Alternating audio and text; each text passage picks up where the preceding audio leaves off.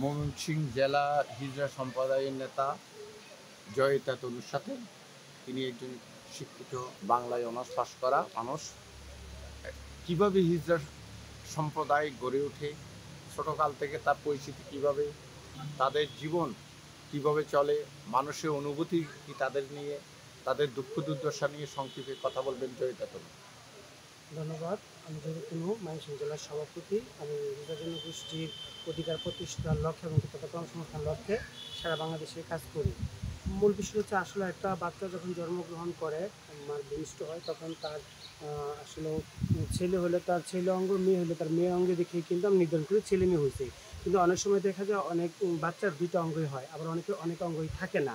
আবার সেক্ষেত্রে আবার বিপরীত হয়, অনেক সময় অনেক পুরুষ অঙ্গ থাকে বা মেয়ের অঙ্গ থাকে। বড় হওয়ার সঙ্গে সঙ্গে যখন একটা বাচ্চা সে তার শৈশবকাল থেকে সে যৌবনকালে পদার্পন্ন হয়, 12-13 বছর বয়সে, তখন তার পরিবর্তন আসে শরীরে।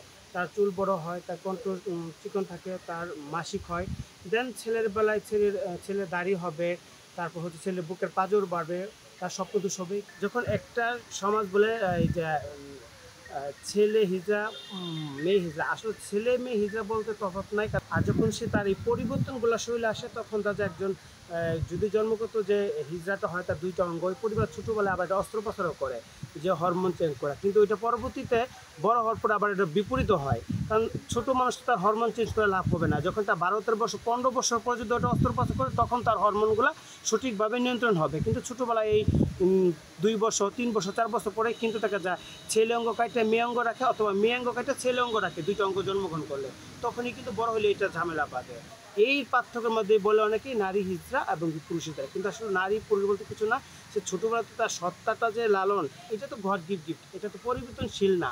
কিন্তু এই মানুষটা যখন পরিবারে বড় হয়, পরিবারে তার আচরণ কারণে তাকে অনেক সময় দেখা যায় গোপন করে ফেলায়, অথবা তার পরিচয় দিতে চায় না। আর স্কুল কলেজেও গেলে ওই বাচ্চাটা 12-13 বছর বয়সে দেখা যায় পাশের ছেলেমেয়েরা তার সাথে বুলিংয়ের শিকার হয়, তাকে টিক্স করে, সামনে বসে বড়ি বিচি ছড়ে, কাগজ ছুঁড়ে মিলে। সেই ক্ষেত্রে অনেক সময় দেখা যায় তার লেখাপড়ার সুযোগটা হয়ে ওঠে না, এবং শিক্ষককেও বিচার দেয়, শিক্ষক বলে তুমি এরকম করো কেন। আসলে এটা দুঃখজনক। ওর তো সৃষ্টিকর্তা তৈরি করছে, ওর তো আচরণটা এরকম, ওর তো এটা করার কিছু নাই। ছেলে ছেলের মতো চলবে, মেয়ে মেয়ের মতো চলবে।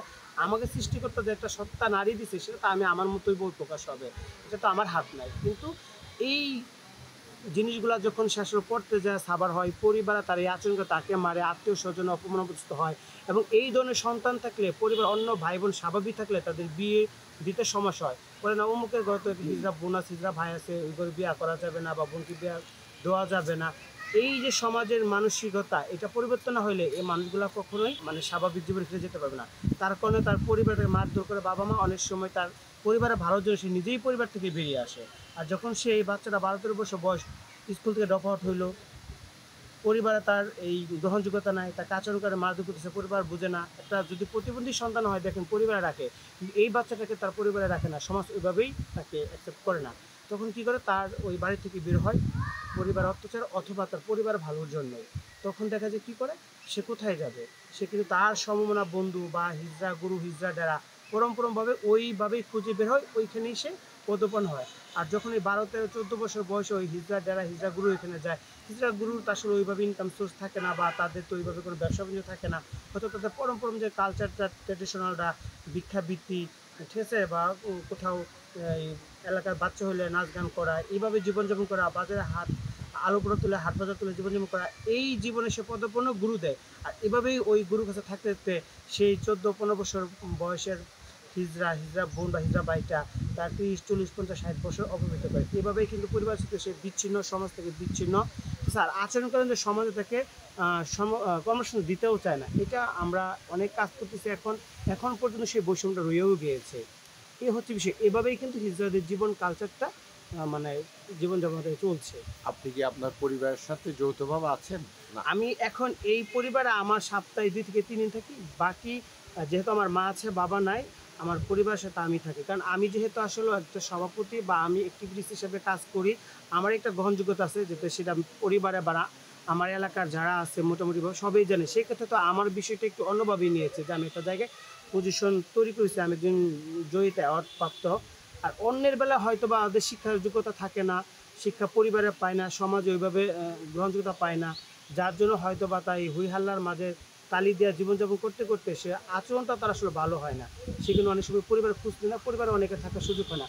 হয়তো বা শতের মাঝে 2 থেকে 4 জন পরিবারে থাকে, আর দেখা যায় আপনার 97% হিজড়াই আলাদা জীবনযাপন করে।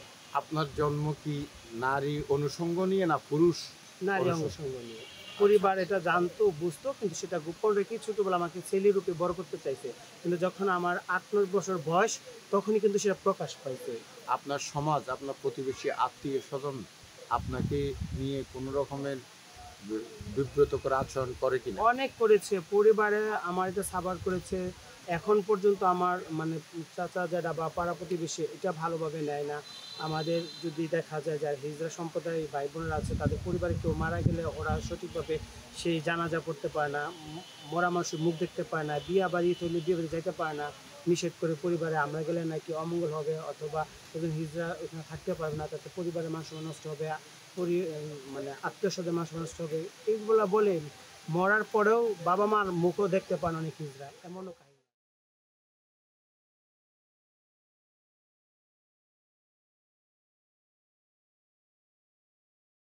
এই বাংলার মানুষের কাছে, বিশেষ করে পরিবারের কাছে যারা এই ধরনের সন্তান জন্মগ্রহণ করে, তাদেরকে যাতে পরিবর্তে বের করে না দেয়, তাদেরকে যে সুশিক্ষা শিক্ষিত করে মানুষ হিসেবে গড়ে তুলে, তাহলে তারা পরিবার সমাজ রাষ্ট্রের ভূমিকা রাখতে পারবে। এবং কি, যে আমাদের দ্বারাই দেখেন অনেক সময় ছেলে বিয়ে হইলে বউনি আলাদা হয়, মেয়ে বিয়ে হলে স্বামী বাড়ি চলে যায়, বাবা মারা অনেক সন্তান দেখেও না। আমাদের হিজড়া ভাই বোনেরা কিন্তু বাবা মাকে কখনো ফেলে না। তাই আমার অনুরোধ থাকবো বাবা মাকে, যে সন্তান যদি হিজড়া হয় তাকে সুশিক্ষিত করেন, সেই সমাজ এবং রাষ্ট্রের অনেক ভূমিকা রাখতে পারবে, এবং কি সমাজের সকল শ্রেণী পেশার সাথে মিলেমিশে সমাজকে সুন্দরভাবে গড়ে তোলার, ঠিক আছে, হাতের হিসাবে কাজ করতে পারবে। ধন্যবাদ। আসসালামু আলাইকুম। ধন্যবাদ আপনাকে। দৈনিক দেশ টিভির পক্ষ থেকে আপনাকে শুভেচ্ছা, আপনার শুভকামনা আপনার জন্য, এবং মানুষ হিসাবে স্বীকৃতি পান এই প্রত্যাশা আমাদের পক্ষ থেকে আপনার প্রতি রইল।